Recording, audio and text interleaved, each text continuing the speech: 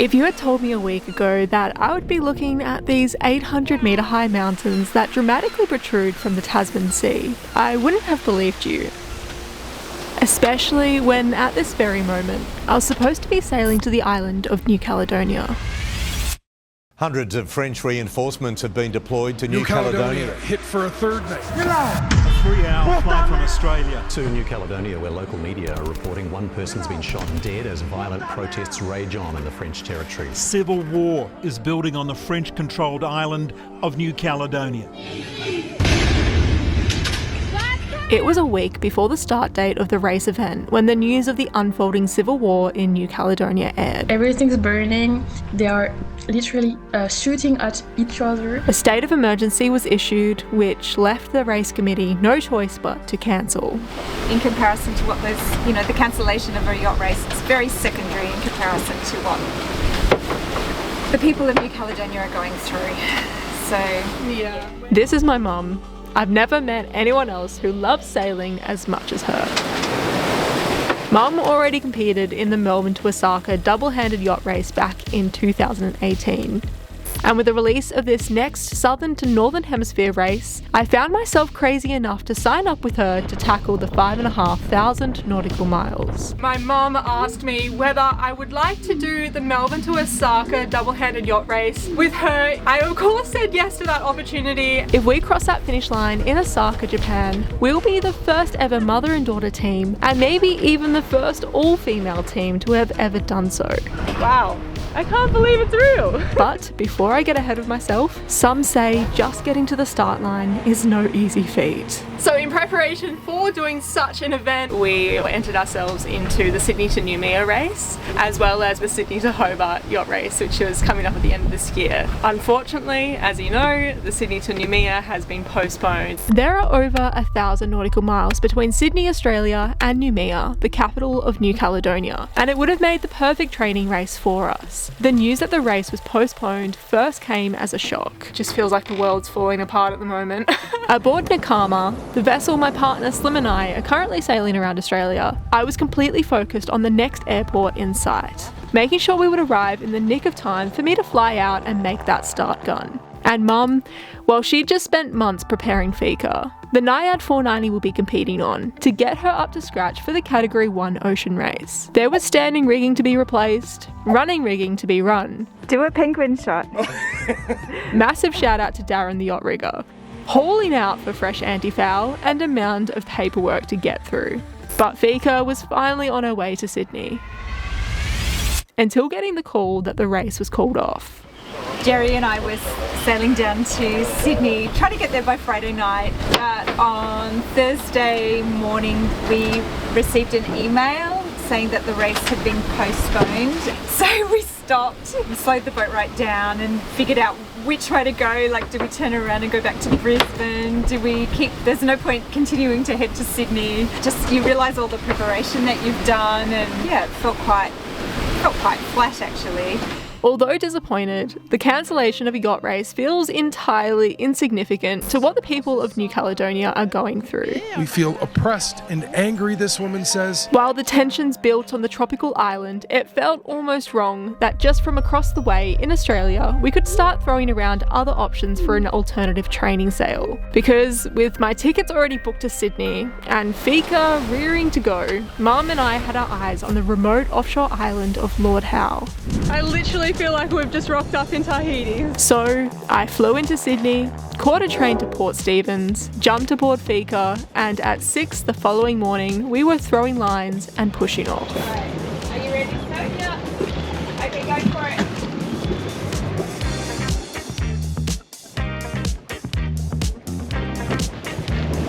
Good morning. We've just casted the lines in Port Stephens, and we're not doing the sail that we intended to do, but we are doing a sail nonetheless to a pretty exciting location. Pretty excited to show you guys and see it for myself. Let's get into it.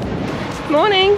Good morning. This 360 nautical mile trip to Lord Howe Island will be our first offshore sail, just the two of us, which will put to the test our team strength and our ability to keep calm in disaster while keeping Fika afloat. The bilge alarm went off and basically just like split itself open.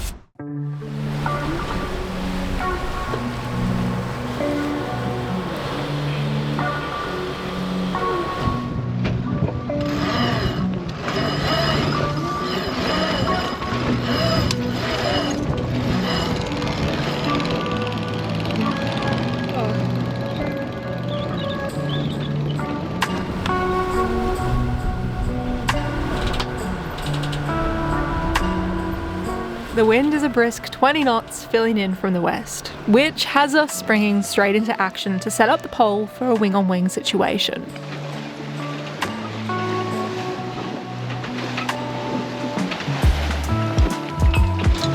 just going to unclip it, and then basically it's got these like centre ones.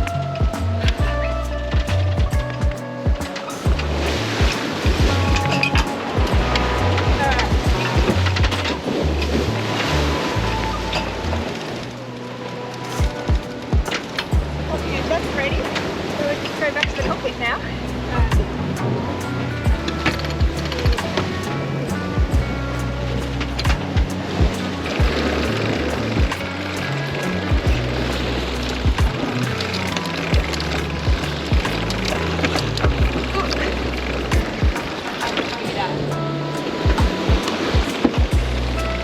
Coming from just a wee 34-foot boat where you can almost freely heave in the sails, I can definitely feel the 16-foot difference of Fika, where every sail requires a behemoth effort to get in, out and up.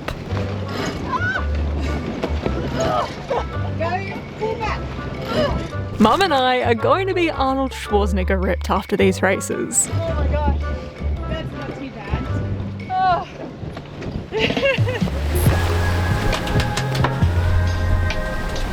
So we've just popped out of the heads of Port Stephens and we're embarking on a bit of a journey offshore. We've got about 360 nautical miles out to a beautiful, beautiful island called Lord Howe.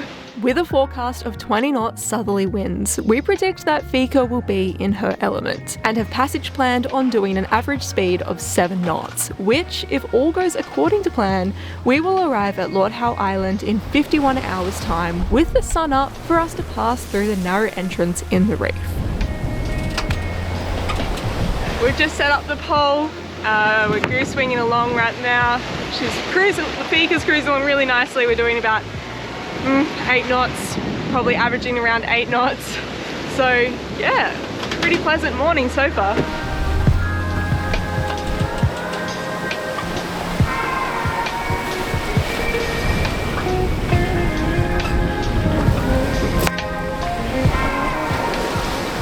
So because Lord Howe is like such an offshore little tiny remote island off Australia, they're really strict with biosecurity, and to get in you have to set up rat traps and like put cones on your line, mooring line, so rats can't come aboard. So Mum did that and she told me last night, now I can't remember how many rat traps I put on the boat and I don't know where they are. Mum doesn't know where she put these rat traps, so we could stick our hand in a cupboard somewhere and end up with a rat trap around our fingers. Yeah, so hopefully we don't find them the hard way. The mainland is quickly slipping away into the distance as Fika jolts and slews through the large and confused seas left over from a gale. We do our best to settle in, Mum beginning the log of our sail. She likes to do an entry roughly every 3 hours. And I drop by with a real-time update for our Patreon community. Hey guys! How you going? We always like to provide our patrons with real-time updates and one takes while we're offshore. It's just a little something extra to say thank you for the support. But the seas are quite big. I'm surprised how there's quite a swell rolling and quite confused. But we're doing really good progress today, probably around 8 knots. So yeah, 10.7 then, flying along. Yeah. It seems as we creep closer to the continental shelf, the waves are getting shorter, sharper and disorderly. making it feel like we're travelling through, as Mum puts it, a witch's cauldron. Like the 4,000 metre drop-off we're about to meet is churning and gurgling.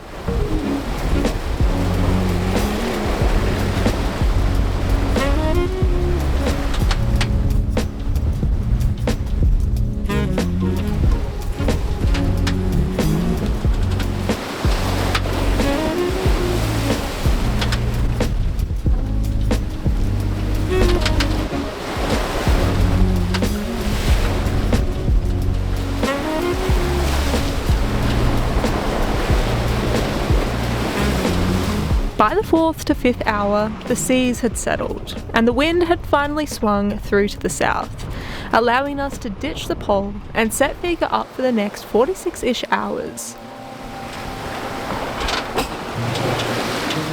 With Fika powering along happily, both Mum and I fell instantly into a natural rhythm, filling up on carbs to settle the stomach. Oh, you're kidding! Listening to podcasts, and while I went down for a rest, before I could even process nightfall, we were greeted by the full moon.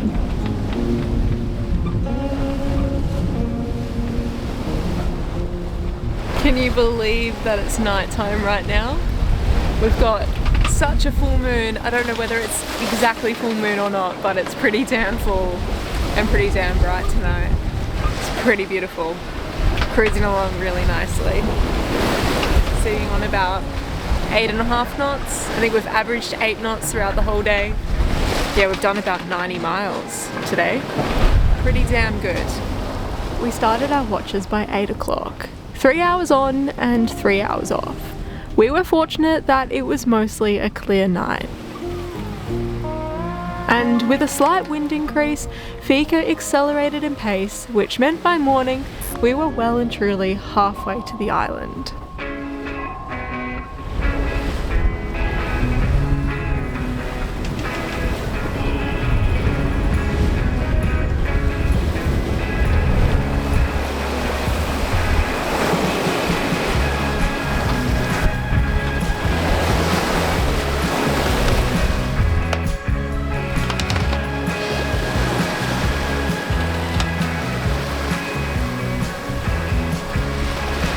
Well, it's day 2. We are about 150 nautical miles away from Lord Howe Island. We've made incredible ground, sitting on basically 8 knots, 8 to 9 knots consistently, which should get us in probably tomorrow morning. Honestly, it's been a bit of a dream run. We haven't had to touch the sails much at all. We came out of Port Stephens yesterday goose-winged, and once the wind swung around to the south, we got rid of the pole, and basically we've been running how we are ever since, just with a reef in the mainsail and yeah, like 3/4 of the head sail out.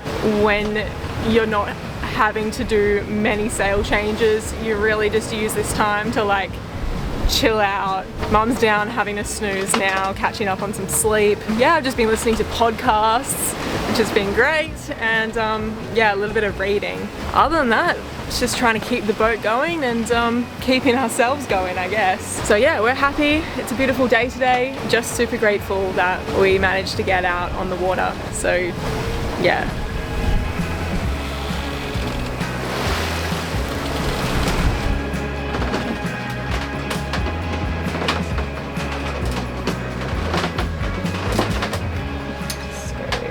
Mark that one there, and then 156, so line those two up, so that's, and we have now got 50, 100, about 140 miles to go, 138 miles to go. Why do you like to keep a log on paper charts? Well, at the moment we're one system down because we've updated the Rain Marine and we've lost half of our charts, and we need to go and buy a new memory card or chart card for that. And I just really I love working on paper charts. It's just so much easier to work with. I suppose it's all in front of you. You can see what to expect. You're more in tune with your surroundings when you're working on a paper chart. Like you can see all the contours and like these mountain ranges under the sea. And it's just easier to then work out how far you've travelled and how far you've got to go. Yeah, I'm a little old-fashioned. This sail is giving us a taste of the 4 weeks at sea we'll be spending en route to Japan. Mum commented that double-handed sailing is somewhat of a lonely existence, as there are only brief moments you have with each other between taking turns to rest. Resting is a huge portion of your day out here when conditions permit, which feels like you blink and the day is almost over.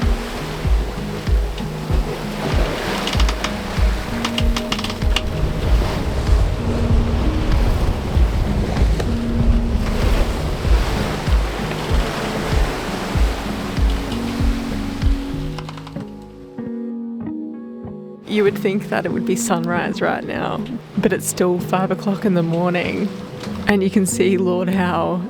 It's like almost bursting out of the ocean, these 2 big humps. We've slowed ourselves down and we are under 20 nautical miles away, so we're getting very close now.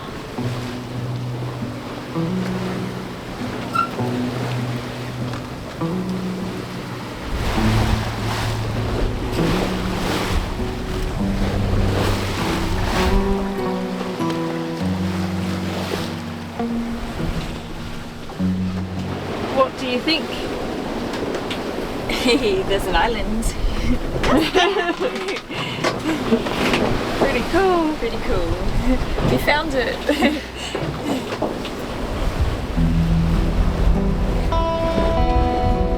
It is a surreal sight.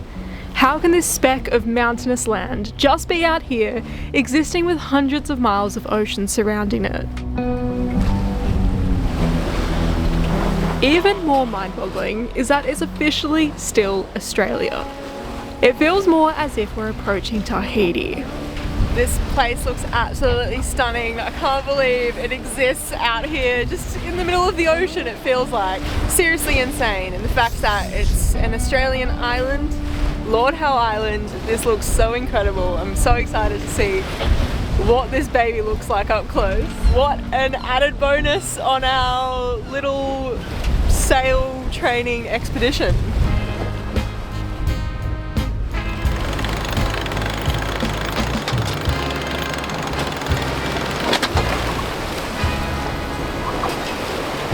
Curious booby birds circle us as we drop the sails in preparation for the approach.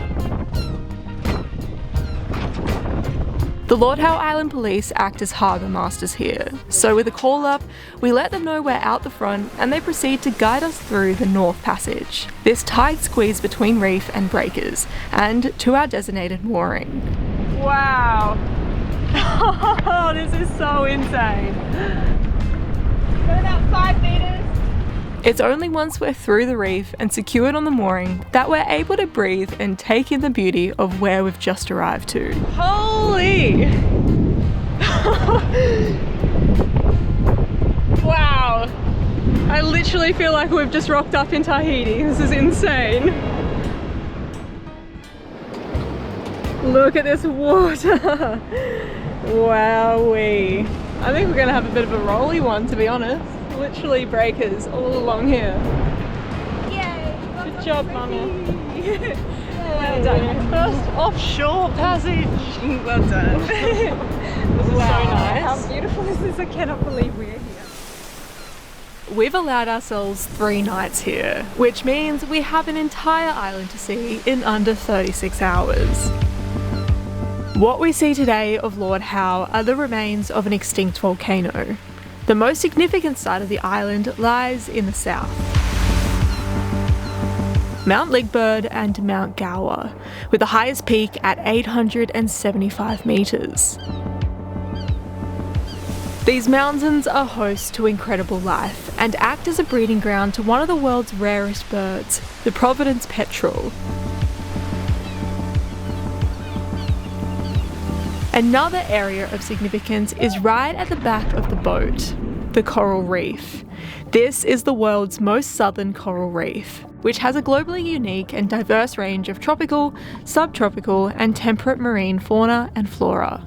These coral gardens are some of the most pristine I've ever seen, and being on a seamount rising from 4,000 metre depths, the clarity is out of this world. This is so nice! What a refresh after being a little sleep deprived. This island was completely uninhabited by humans when it was discovered in 1788 and was first settled in 1834, and now hosts roughly just 380 residents, plus a few cows and a few sheep. This is literally the Australia's Tahiti. I can't believe it, honestly. It's like you're in a different country here. To make this island even more exclusive, they only allow 400 tourists to visit at any one time, which means you might be waiting over a year for your trip out. Unless you do what we did and make your own way out here with your own accommodation, which is one of the 2 ways you can get here.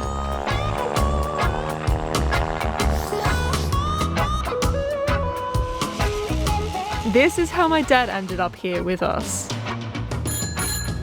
The best way to see the island is by hiring bikes to pedal along the few roads and explore the island's tracks through subtropical forests. So it's a bit of an exploring day of the island. We've hired some bikes, which are actually great to get around the island, and we're having a little look around. Honestly, this place is so insane. I just can't wait to get Simon back here. It's a little bit windy today, but it's a very good compromise.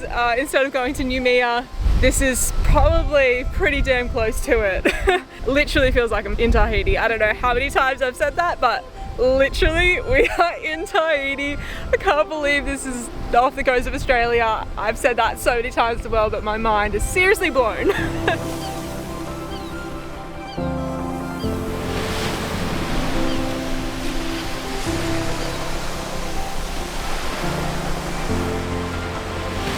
Our time on the island all too quickly came to an end.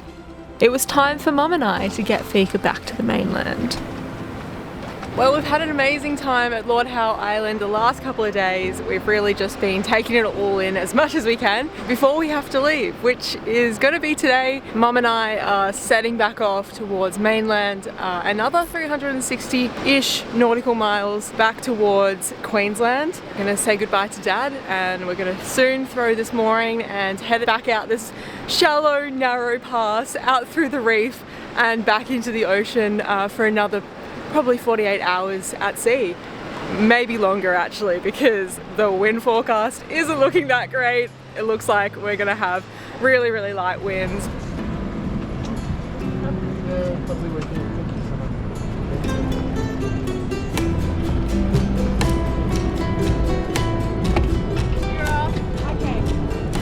Breakers, breakers.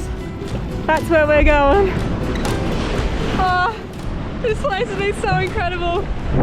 Look at these breakers just behind me. They're seriously insane.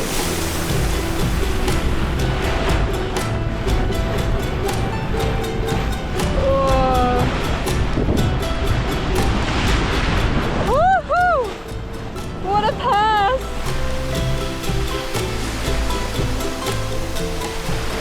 So what's the game plan? We're heading back to the Seaway on the Gold Coast. And I'm exhausted. I just got to take a breath after coming through that pass. Yeah, but we've got pretty good wind, and we'll just charge the batteries and get ourselves set up, and off we go.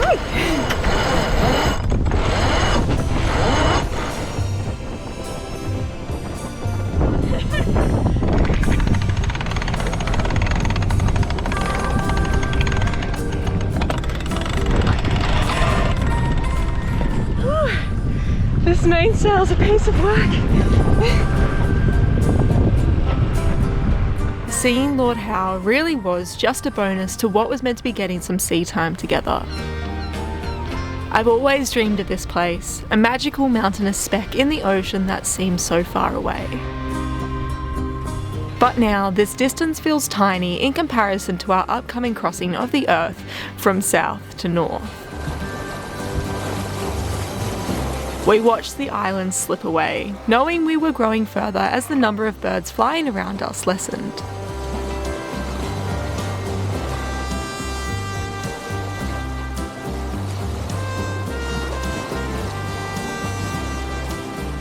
By 60 miles off, the humongous humps of the land were still present. But I know once the sun sets on this calm afternoon, the island will be gone by tomorrow, leaving us nothing but endless ocean all around us.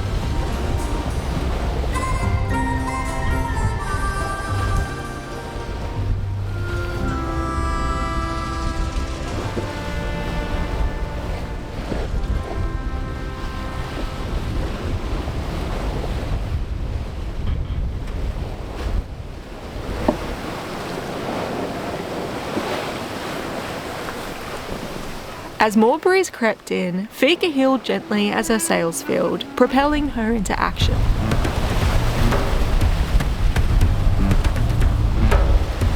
We found wind! Yay!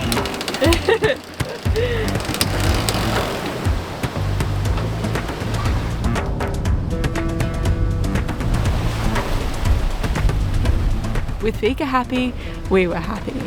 How are you? Oh, wind is good, yes. Wind is good.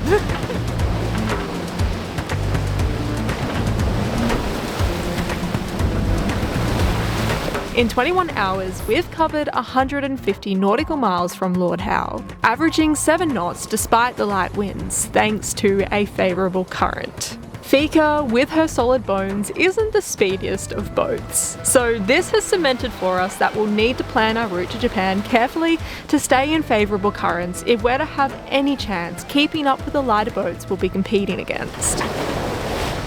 If we are to make it to the start line, that is.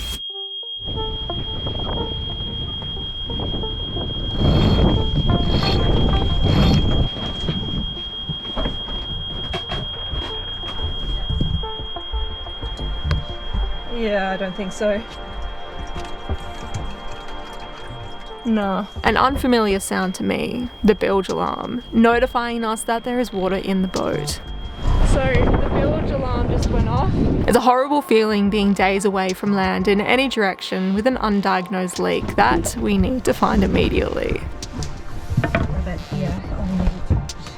Mum and I put Fika into the wind to slow her to a gentle 1 knot drift so we could figure out what was going on. We've been wondering where the water's coming from, and Mum noticed that basically the tanks are just emptying into the bilge. We are losing our fresh water through the water pressure pump that has burst apart. Trying to prevent 300 litres of water from sloshing around in the bilge, we traced the lines to find a valve. It's nothing to turn off, unfortunately. We now have all that was in our tanks in the bilge and no fresh drinking water. Well, we've just lost all of our fresh water. Crazy how something can just instantly fail like that. Upon figuring out the source, we agreed that getting the boat moving again to heel her back over to the starboard side was the best option for trying to get this water out. This way, the water would find its way down to the most easily accessible bilge and where the manual bilge pump lives. From there, we began the process of trying to get the majority of the water out. Well, bummer. The bilge alarm went off. One of the bilges was very full of water and also getting trickled in by somewhere else. Anyway, Mum found that the water pump has basically just like split itself open and just all of our fresh water is gushing out of it. So basically we've just lost all of our fresh water in to the bilges. We were heaved to trying to find, you know, the best way to approach the situation. But we figured we're better off sailing, putting the boat on a lean so we can open up all of these floorboards on the starboard side and wait for all the water to trickle into this side so we can actually pump it out properly. So yeah, we're sailing again and just sort of like waiting for all the water to get into these bilges so we can pump it out. Yeah, that's about it really. Bit of a bummer. Luckily, we're only 30 hours from land. This would be more concerning if we were further offshore on our way to Noumea, as we should be right now. We're grateful we have an emergency 10 litres of water in a goon sack, which will get us back to the mainland, but wouldn't have gotten us to Noumea. Another backup is the water maker. However, while we can't put water into the leaking tanks, we can fill bottles from the sample valve. While this is okay to get us home, it's not a long-term solution as it takes about 10 minutes to fill one bottle, and in the process we continue to flood the bilge. Just filling up some bottles with some water so we don't have got an empty water tank and a broken water pressure pump. So yeah.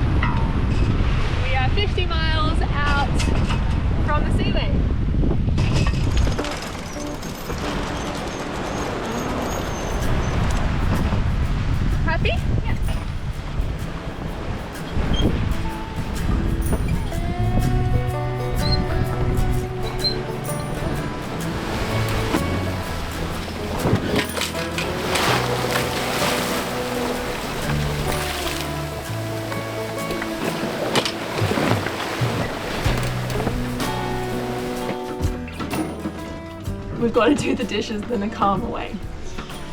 Grabbing a bucket of salt water from over the side and scrub it out of dough.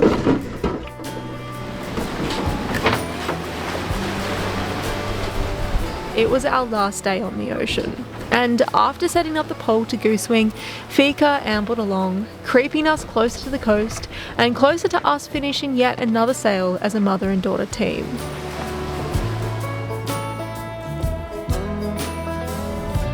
Each sail we do, I feel I get to know Fika a little bit better and better, but I know one thing I will be doing once ashore is studying her entire boat plans to memorise her every through hull, all 19 of them, and pray every night to Neptune for Fika to keep salt water on the outside of her hull.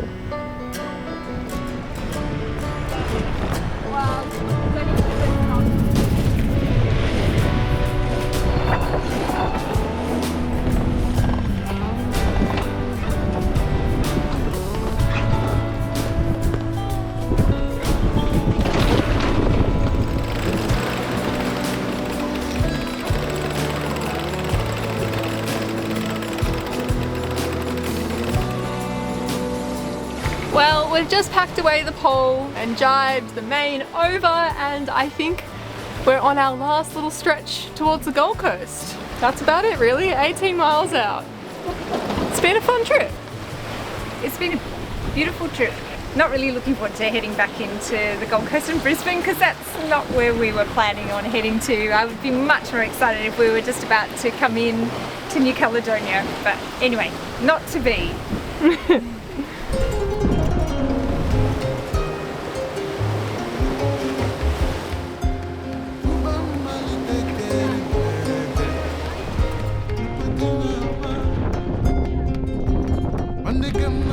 Well, we've just come to the Seaway at the Gold Coast.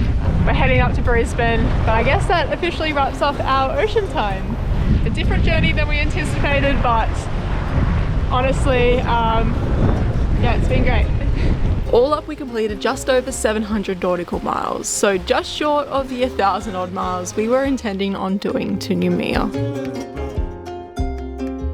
Thanks for tuning in, guys, and also I just wanted to say thank you for being patient for this video to come out as Simon and I finished off our uni semester. I really hope you enjoyed this little taste of Mum and I's offshore sailing. The next time you'll see us aboard Fika will be at the start line of the Sydney to Hobart yacht race, which starts on Boxing Day. and that will be our qualifier for the Osaka race. To stay up to date with our preparations or to learn a little bit more about us and what we're up to, please feel free to visit our website inheroceanwake.com. Also, Mum is our chief blog writer. Heavy writer's blog.